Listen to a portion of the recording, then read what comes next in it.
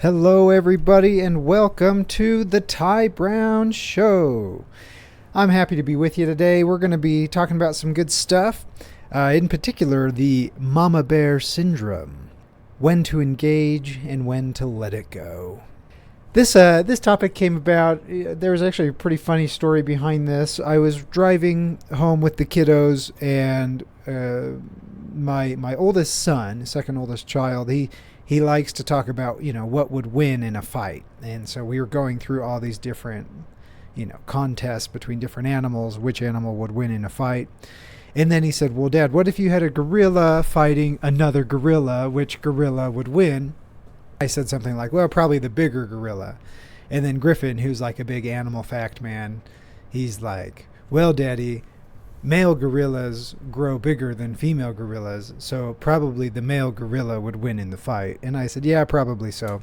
And then Dakota, my daughter, she says, well, the boy gorilla would lose if the girl gorilla was a mommy and she had a baby.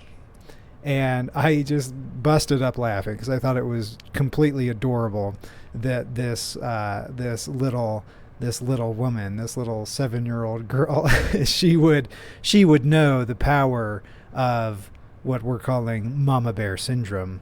Yes, the mama is unstoppable when the baby is in danger. So we're going to talk about how to handle Mama Bear Syndrome and when to engage it and when to let it go. And, just to give you a little preview, there are times when it doesn't make sense to bring up an issue. It's not possible to bring up every issue, nor is it a good idea to try. And I'll tell you kind of the secret of knowing when to engage is whether there's a purpose. So we're getting excited here. We're going to have a great time. I hope you're ready to listen. It's happening in 3, 2, and 1. Podcasting from Conciliators, this is the Ty Brown Show. If you're a human and you think you might have to interact with other humans at some point, and you'd like that to go well, then listen up. Oh, yeah. It's time to get cozy with conflict. Let's go. Are you curious to know what our stats look like this week? Well, looks like this week we are up to 695 listeners. We grew at a slower pace this week than in weeks past, but I'm still pleased. And I'm thinking that we may be able to speed things up and get a little more traction by inviting some guests on the show. So I'm thinking that's going to happen real soon. In fact, next week we've got a guest lined up.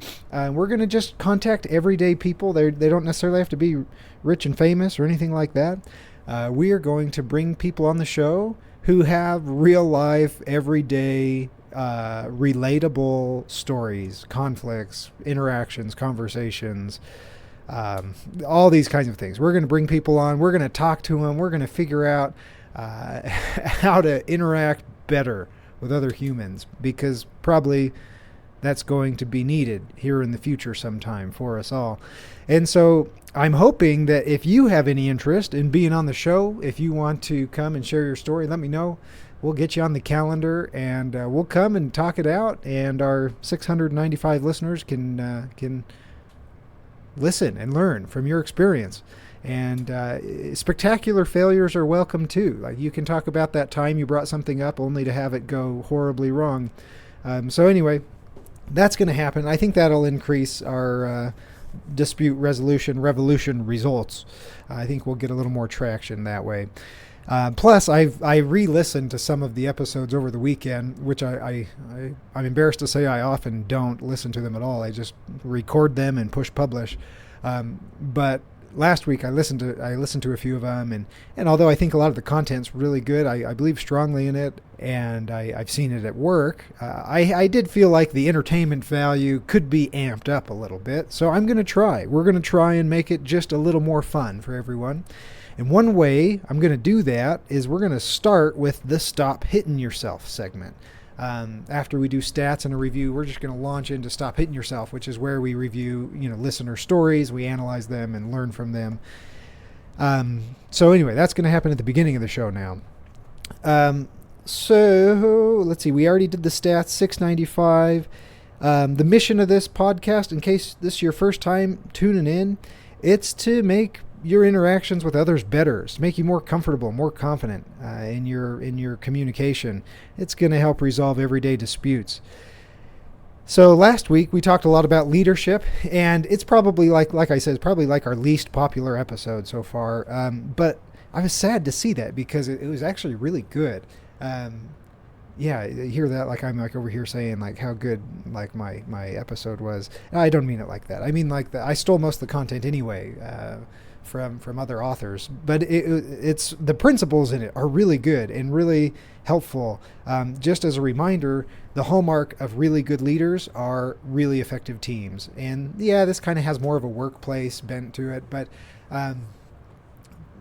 here I'm just going to go ahead and give you the rundown. The 5, well, there were kind of 6 big secrets that I talked about to having a really good team. And the first one is how to light a fire within somebody instead of a fire under somebody. It's the difference between inspiring versus motivating. It's the difference of leading with love versus leading with fear.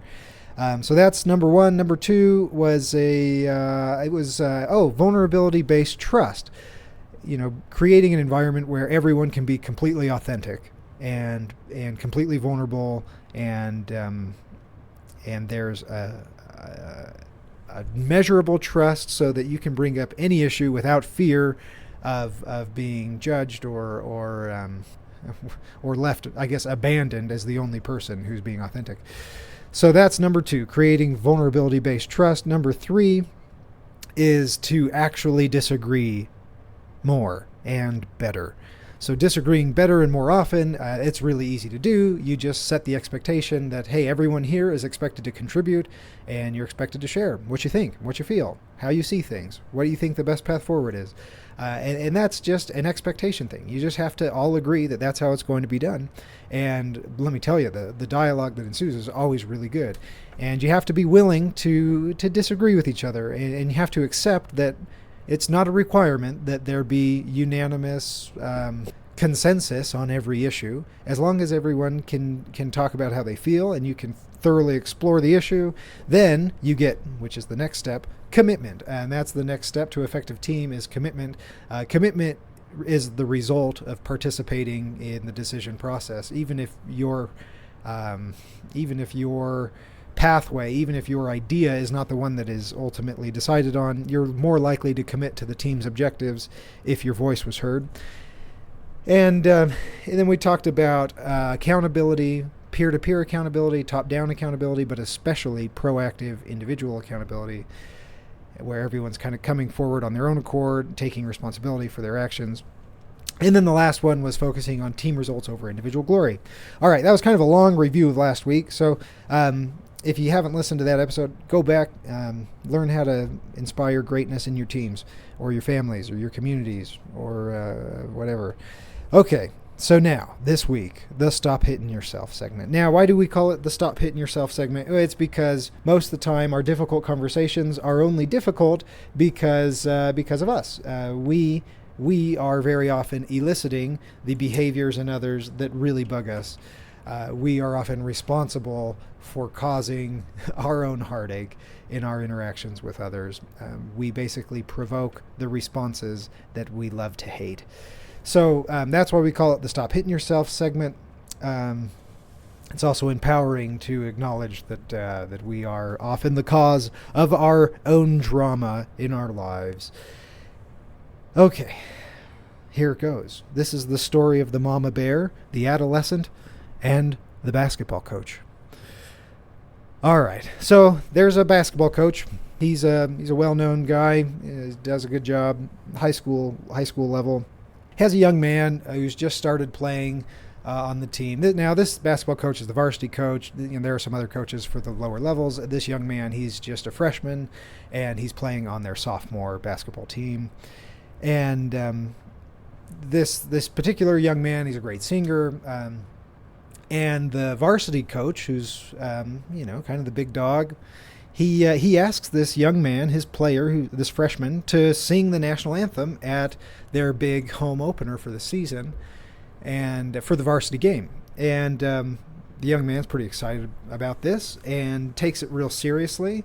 Gets some coaching, gets some lessons, and really takes it to heart. Practices a lot, staying up late at night, just making sure that he's going to nail it when he goes out to do the national anthem.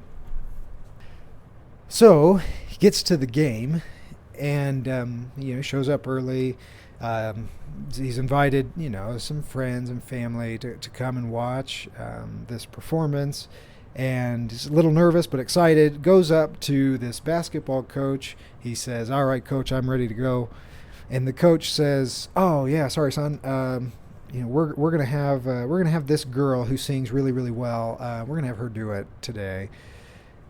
And so feeling belittled and embarrassed, and really, just really let down, feeling silly and kind of crushed. This young man goes back to his family. And he's like, "Yeah, I guess I'm not singing it today. Sorry, guys. Sorry for coming out for nothing."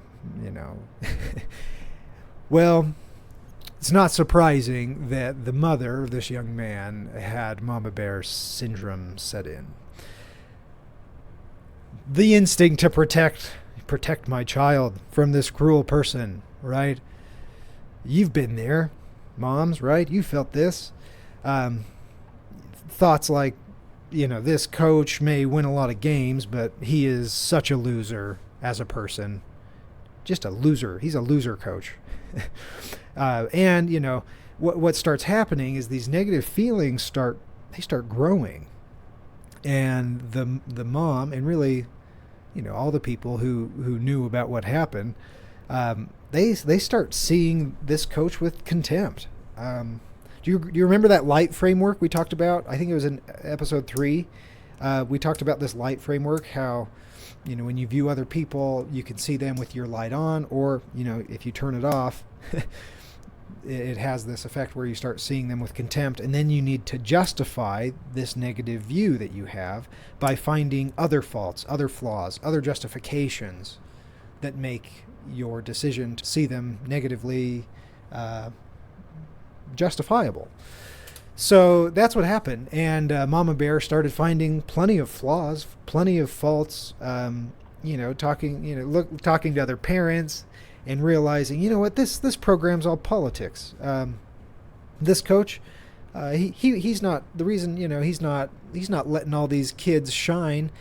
He's focused in on just these other kids, and they come from big families that have real big names, and this coach is probably very influenced by their parents and by the administration, and he's not giving everyone a fair shot, and all of these other things, and so there's kind of now this rumbling going on among the parents, where they're basically harboring pretty negative feelings and really justifying those feelings by finding all kinds of other evidence that this coach really is a loser person. In this kind of scenario, it's really common for people to get really bad advice. And this Mama Bear got plenty of bad advice. People who saying everything, the whole spectrum from like, go for the jugular, get the media involved, this is unacceptable, and then on the other end of the spectrum, you've got people who are like, oh, I just let this one go. Just don't say anything. Nothing good can come from talking to this coach. So that was kind of the advice that Mama Bear was getting. But then Mama Bear talked to someone else who actually gave her really good advice. And this person said, "Hey, have you listened to that? Have you listened to this podcast?" And they shared the show and they talked about it a little bit. And this person who Mama Bear went to advice for said, there's probably some truth. There's some story that makes sense in the coach's mind, for all these behaviors that are problematic for you. It'd be interesting to know what that story is and what is the truth. How can you find the truth in what they're saying and doing? And why do these words and actions even make sense in the coach's head? There's probably a story to learn there.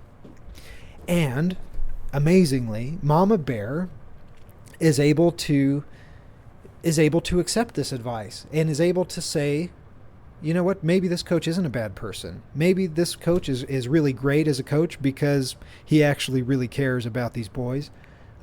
Maybe there are reasons that I don't know.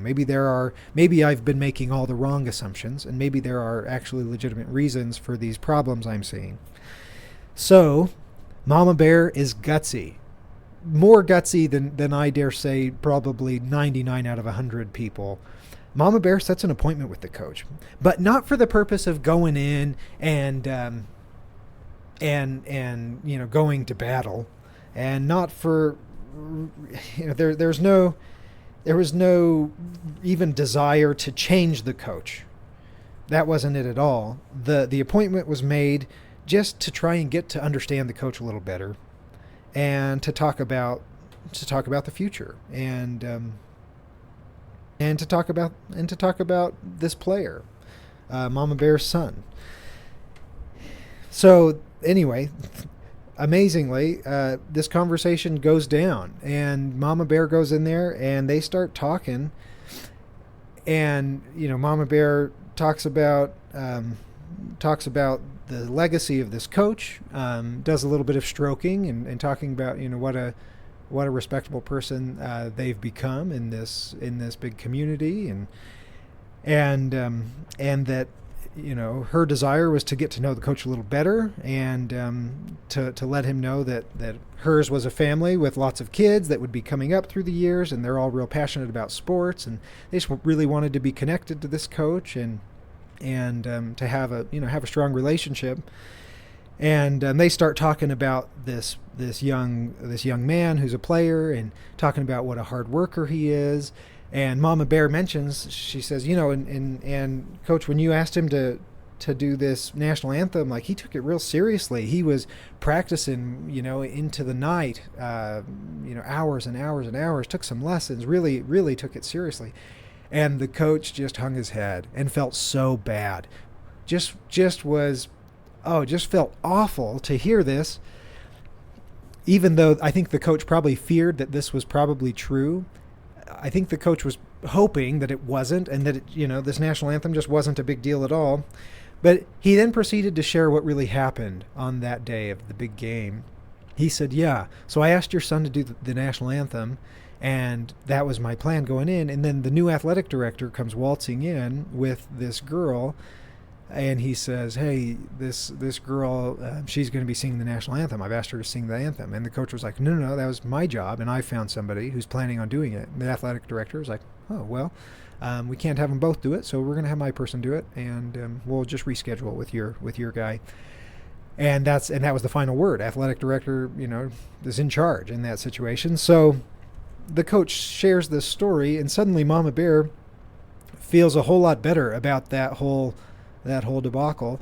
There wasn't any ill will, no bad intentions, no insensitivity even. The only problem was bad communication from the coach. The coach just didn't really tell them the story, and they didn't have the facts. And so there was a temptation to assume intentions that weren't there, and to assign blame that really wasn't justifiable under the circumstances. Pretty amazing. And the fact that Mama Bear could be open to the possibility that maybe there was a story like this. And then it turned out to be true. There really was a story that made these actions make sense. The feeling that existed at that point was so much more positive. There was just respect. The contempt that had snuck in a little bit, the contempt was gone. No longer was this a selfish coach. No longer was this man a loser. He was just a guy doing his best, and got put in a pickle, and didn't quite know how to handle it. And anyway, this conversation ended up being full of optimism for the future. They talked a lot about the future of this player, and it was exciting and fun, and the coach was eager to get to know them. And then the coach says, "And you know what? I don't really, I don't know everybody here, and there are certain families that I know that I've gotten to know well over the years, and sometimes I kind of just naturally interact with them better just because I know them, and I'm just so glad you came in and introduced yourself, and we can be friends." And basically the coach is saying, "Yeah, I'm a little bit shy," and now what had looked like politicking from the outside, favoritism towards certain families, it became clear it wasn't really that at all. It was just social discomfort from the coach. Socially, he was just more comfortable with the people he knew, and who isn't, right? And so anyway, all these concerns were put to rest by a really proactive listener, affectionately known as Mama Bear. So thanks, Mama Bear. Thanks for listening. Thanks for sharing the story with us. And I'm hoping that you've inspired some others to also share their stories. And frankly, they probably won't be as good, because this is about as good as it gets in every way. So thanks again. One of my very favorite stories that I've heard since starting the show. And I've heard dozens and dozens. So that was just a great example, and I hope others can learn from it and make it happen. So let's move on.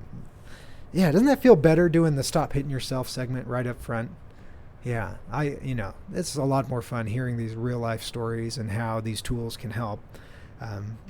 But now, we're going to go ahead and talk about something, just a new principle. I feel like I just really deflated the rest of the show, and everyone's like, all right, turning this off. Adios, Ty.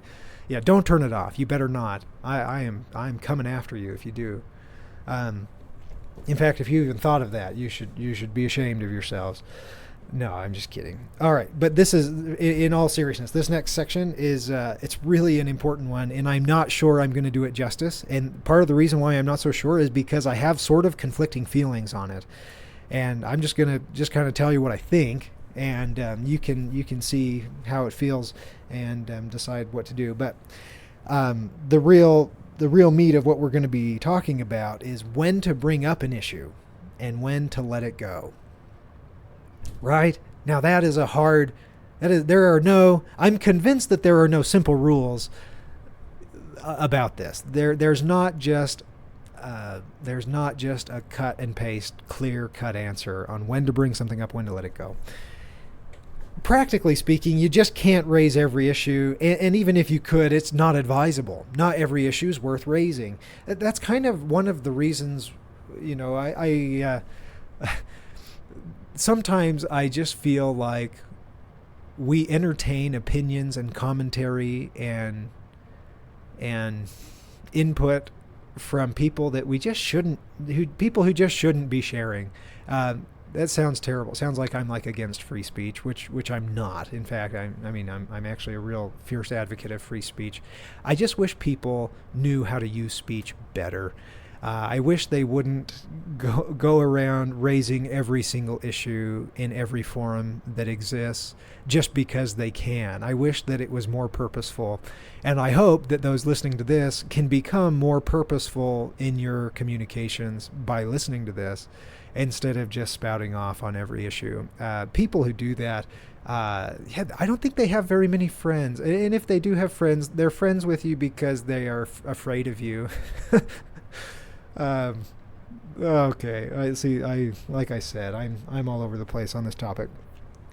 That being said, I think although we see people who bring up every single issue and always seem to be wanting to engage in a debate, in a contest, we see that. But honestly, the more common error in our society likely is letting it go when you should speak up.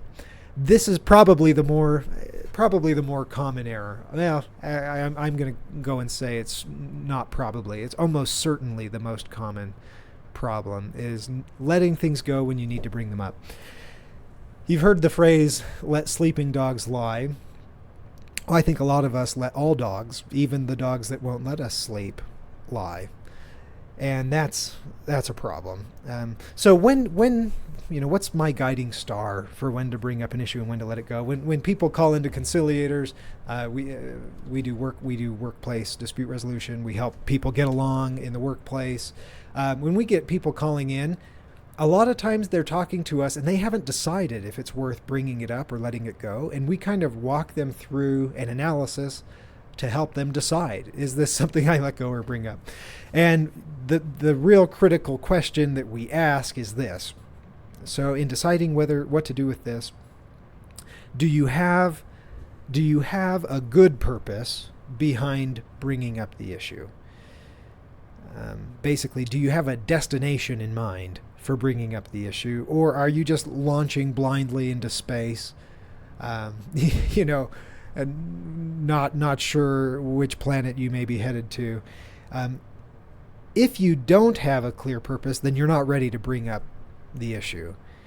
And secondarily, and this is like really hard to hear, and people hate hearing this, so buckle up. But here it goes, and this is just kind of a Thai thing. This is something that I think is true, and maybe I'm wrong on it, and that's possible. I mean, it's not likely, but I mean, it's possible, I suppose. But if your purpose in bringing something up is just to change the other person, I tell people that's not good enough. If your object for starting a conversation is to change the other person, I say that's not good enough. And the reason I say that is not because it's bad to hope for somebody to change. I actually think it's really good for us to hope for people to change and to want people to change in positive ways. The reason I say it's not good enough is because it's likely to result in a bad conversation. If you go in there with the object of changing someone, it's likely to result in a bad conversation. Think about Mama Bear. What if Mama Bear went into the coach with the objective of changing the coach? Well, it wouldn't have worked too good, because it turned out that Mama Bear didn't really know that the coach didn't need the change that she thought he needed. The other thing is, you have to accept that the change that you hope for in others, that is their destination. It's not yours. Agency, the ability to choose for ourselves, it's a really important thing.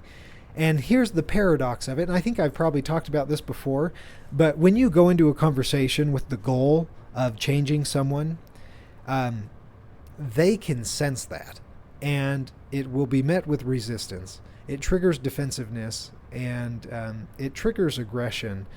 So if you're trying to change someone, it will rarely result in change.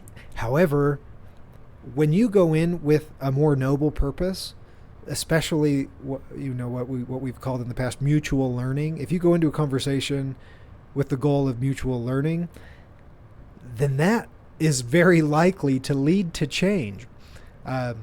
When I'm talking politics with people, there are some people who do a really good job at hearing out my story and kind of where my beliefs come from, and then they share their beliefs and where they come from, and then I'll find myself talking politics with someone else who I agree with, and they may be attacking the view of the person I just talked to, and I find myself inclined to defend them, even though I still don't agree. I still don't agree with their position. I feel this duty that everybody who sees things the way I do at least understand the beliefs of others, at least understand where they're coming from. It's funny because I'm not inclined to defend somebody who I disagree with, but not naturally anyway. But when we're engaged in mutual learning, boy, we're just a lot more likely to think clearly and accurately. I kind of slaughtered that, and that was like not my most articulate moment, so I hope you'll forgive me. But like I said, if you're deciding whether to bring something up or let it go, if your only reason is to change the person, it's not good enough. Go into the conversation with what I call noble purposes. Noble purposes would be learning their story. Go into the conversation to learn their story, figure out where they're coming from, Ask a lot of questions. Yeah. Find out what their intentions really are. Boy, how much heartache would that save if we went into a conversation to actually find out what their intentions were instead of assuming what they were in advance. Another noble purpose, besides learning their story, is to express your views and feelings. This might sound like I'm contradicting myself when I said changing the other person. When you're expressing your views and feelings, this is to satisfy your own need to be heard. It's not to satisfy your desire to make them change. Expressing your views and feelings is a noble purpose in having a conversation. It's probably my worst thing. I'm probably the very worst at that, and my wife could attest to that. I don't know why. I'm just bad at it. Every time I try, it just never quite comes out right, and I'm never able to express my views and feelings with the kind of clarity that I wish I could. And I don't know why. Maybe I'm just uncomfortable with it. It's probably because I'm so macho. I'm very very manly. We don't have feelings and stuff, right? And the other thing about this purpose that makes it, I guess it's just important to understand when I'm saying express your views and feelings, you need to know that there's no guarantee that it's going to be well received or accepted by the other person. So your purpose can't be to go in there and have them accept and acknowledge and understand your views and feelings. It might just be that you need to get something off your chest, and this is how you'll do it. It's going to be to your satisfaction. Say what needs to be said and let them do with it what they may. That is still, I think, a noble purpose. So we've got learning their story is good. Expressing your views and feelings is good. 3, problem solving together is good. That's a noble purpose. If you can identify an issue, you make it so it's not so personal. You say, look, here is an issue, and I think together we are in a position where we can solve it. We can figure this out, and let's collaborate, get our brains together, and do this.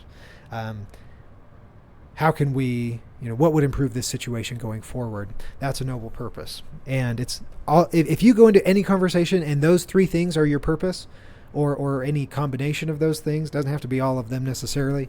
If you can go into conversations with those purposes in mind, you're likely to succeed. It's likely to be a good conversation. It's likely to go well. You're likely to leave feeling like Mama Bear, where you're on the same page and things are looking brighter for the future. But if you go in there with the goal of changing someone else, count on it feeling defensive. Lots of people putting up barriers. It's probably not going to go that well. And if you go in without a purpose at all, just because you're ready to sound off, that's gonna not be great. Not good. Okay. Now, this last topic of the day, this is the one where I'm like really conflicted. It's letting it go. And when does it make sense to just let it go? Even if it's something you care about, when do you let it go? When do you not? And the reason I'm conflicted on this is because in the business context, I'm so used to promoting disclosure, encouraging disclosure, dialogue, disagreement, encouraging people to say what they think, and to do it really productively and efficiently. I'm not saying drag out every decision and take forever to make decisions. That's not at all what I'm saying. What I'm saying is, hey, you just need to have a system where everyone can very easily speak up and rapidly get their views out there, and then people are open enough to consider the good and the bad of what everyone else is saying, and you make the best decision possible. So I'm so used to just always encouraging, hey, get it out there, talk about it, that it's sometimes hard for me to realize that there actually are situations where your best bet is to let it go. And I think this is a lot more common in everyday stuff. It's a lot more common for the best plan of action to be, I'm just going to let this one go and this happens in our everyday stuff more than in business. So I'm going to divide it into kind of 2 subcategories: when to let an issue go and when to let like a relationship go. All right. Specific issues, letting go of a specific issue. This one I use a framework in my head when I'm deciding on a specific issue, whether to raise it or whether not to. And I kind of do it this way. I draw in your head, draw a little graph where you have an x-axis and a y-axis. On the x-axis, this is going to be the importance of the relationship. So low, low on the left, high on the right. And then on the y-axis, the up and down, you've got the importance of the issue. Low at the bottom, high at the top. Okay. If you have an issue that is of low importance and it's you're discussing it with a relationship or with a person who you're in a relationship that is of low importance to you, why are you talking about it? You're wasting time. It's an issue that doesn't matter with a relationship that's unimportant. Yeah, you ought to just avoid that. And I use that in my head a lot where I'm like, I don't actually care that much about this. And this relationship, I don't have a need to show an especially high level of interest. I can be courteous and polite, but I don't need to go to war on this issue. So moving down, let's say you have an issue of low importance, but a relationship of very high importance. Let's say a marriage, for example.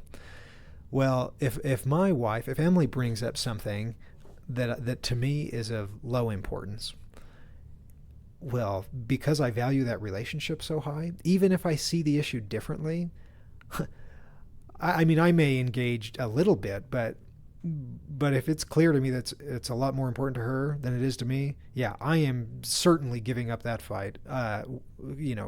Give me the label, withdraw. I am withdrawing. I'm withdrawing this disagreement. And that's actually, that's charitable. People talk about how in marriage you just have to talk about everything. And I promote that a lot too. But I should say, there are things that you just don't have to bring up. There are things that just shouldn't matter. They're just not that big a deal. It's you leave the shoes out on the floor a lot. That's an issue to me. It's just not that important. And it's not worth hurting the relationship over, in case there's feelings of sensitivity there. So that's my advice. If you're in a really important relationship and the issue is small, just withdraw and chalk it up to be this is a chance for me to show a little bit of charity here, a little bit of class, and you'll be better for it. Okay, so that's that. Moving around in this graph, let's say you have a relationship of low importance, but an issue of high importance. These situations are pretty rare, but they do exist. And I think if there ever was a time when you had my green light to really force an issue, to be real aggressive and kind of arm wrestle someone into submission, it would be on an issue that was very important to you in a relationship that mattered very little.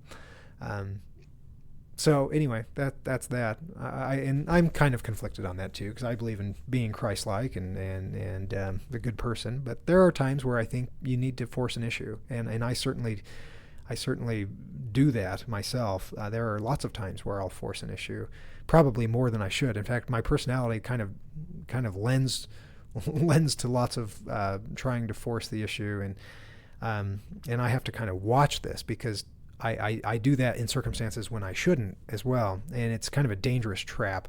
A lot of people fall into that. Okay, so then the other, and here's the most important. What about when you have an issue that matters and it's a relationship that matters? It's very important on both of those things. Well, in that situation, you need to have the conversation. You've got to engage. You've got to collaborate. Enter that conversation with purpose. Learn their story. Express your feelings, your views, and problem solve together. That is critically important, that you always bring up those issues. You cannot ignore or let those ones go. If it's an important issue, important relationship, you got to have the talk. Okay, now moving on. Last thing, what about the whole relationship? When do you let go of an entire relationship? This one's been on my mind a lot just the last couple of days. Talking to a friend of mine who's kind of trying to make this decision, and it's tough because it's a family member, and it's been a really tough relationship, and it's been a really negative relationship, and it's caused a lot of problems. And kind of the question was, can I just give it up? Can I just stop? Can I just let it go? And so I've had some thoughts, and like I said, I don't know that I have all the answers on this one, but here are my thoughts so far. you may not be able to make things better in a relationship. You just may not, despite all of your best efforts. And even if you use all of the skills we've talked about perfectly, there's no guarantee that you're going to be able to make things better. But remember that you're only responsible to do your best. And I think if you can say, you know what, I did my best on this, I think you can feel good about that. Another thought, you can still love someone and you can still think kindly towards them without clinging to a close relationship with them. You know, a lot of spiritual leaders, I mean, really most every real prominent train of thought, spiritual thought, includes something like love your enemies. I know the Buddha was big on that. Jesus Christ was big on this.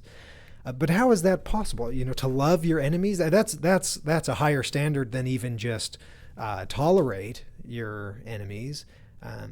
Love your enemies is a pretty high calling, but I believe it's possible. And I don't think it means that you have to have a close relationship with your enemies. Doesn't mean you have to, there's no prescription of what's required except for love. And letting go of a relationship doesn't mean you no longer care. It doesn't mean that, you know, you're heartless, that you don't care about them anymore. It's really about letting go of the contempt you feel in that relationship. And so I think my advice, and like I said, I'm still kind of working through this myself, but if there's a relationship that's just real bad in your life and you're thinking like, is it time to just let it go? My advice for now is just let go of the contempt you feel in that relationship. Just let it go. And you can distance yourself from them, you know, do whatever you think you need to do that way. But in the way you see them, let go of the contempt you feel. And as a reminder, contempt, that's seeing someone as beneath consideration, worthless, or deserving scorn, right? We talked a lot about contempt. And so that's kind of my call. If you're wanting to let go of a relationship, focus mostly on just letting go of the contempt within the relationship, and you'll feel a lot better, and your life will improve. All right, guys, it's been fun, and I'm really grateful to have you all listening. I hope you'll share this with people you know. If you have a story, email me. You can email us at stories@thybrownshow.com, or you can just text me if you've got my number. And I'm excited. Next week we're going to have some guests on the show. It's going to be a hoot. Going to be fun. I think we'll do that a lot more going forward. So thanks for your efforts in the dispute resolution revolution, and we're off. We'll see you next week. Actually, we won't see you. You'll probably hear me next week, but same thing. All right. Thanks again.